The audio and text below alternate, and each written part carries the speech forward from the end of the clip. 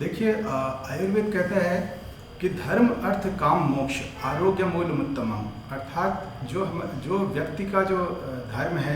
उसका अर्थ यानी जो वो पैसे कमा रहा है, अपनी दिनचर्या बिता रहा है वो, और अंत में जो मोक्ष की प्राप्ति की बात करते हैं, तो ये सभी चीज़ों के मूल में कहीं ना कहीं आरोग्य शब्द छुपा हुआ है। आरोग्य जब तक व्यक्ति के अंदर नहीं होगा तब तक जो है हम इन चारों चीज़ों की कल्पना कर ही नहीं सकते हैं। तो आरोग्य की प्राप्ति के लिए जो हमारे यहाँ आयुर्वेद में एक जो वर्णन किया गया है कि सम दोष है, सम अग्निश्च, सम धातु मल क्रिया, उसमें कहा गया है कि सभी धातुएं, इंद्रिय, मन हमारा सब समावस्था में होना चाहिए, और प्रसन्नात्म इंद्रिय मन शरीर इत्यभिधीयते, स्वस्थ इत्यभिधीयते। तो स्वस्थ की परिकल्पना में ये कहा जाता है कि जो हमारे सभी जो फिजिकल बॉडी है वो तो फिट रहेगी, साथ में जो है हमारा मन, इंद्रिय, आत्मा, ये सभी चीज़ें जो है वो प्रसन्न रहनी चाहिए, हेल्दी रहनी चाहिए। तो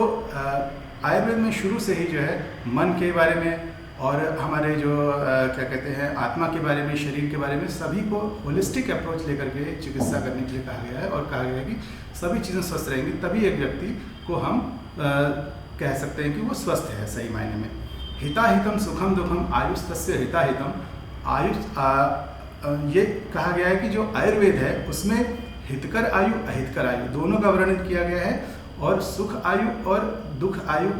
किस तरह से, किन कारणों से होती है और हमें किस तरीके से उसे सही कर सकते हैं, इन सब चीज़ों का वर्णन जो है वो आयुर्वेद में बताया गया है। मानव च यत्रोक्तम आयुर्वेद स उच्यते, जिनमें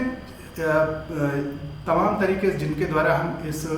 सुख आयु को या हितायु को हम प्राप्त कर सकते हैं, वो सभी चीज़ें आयुर्वेद में वर्णित की गई हैं।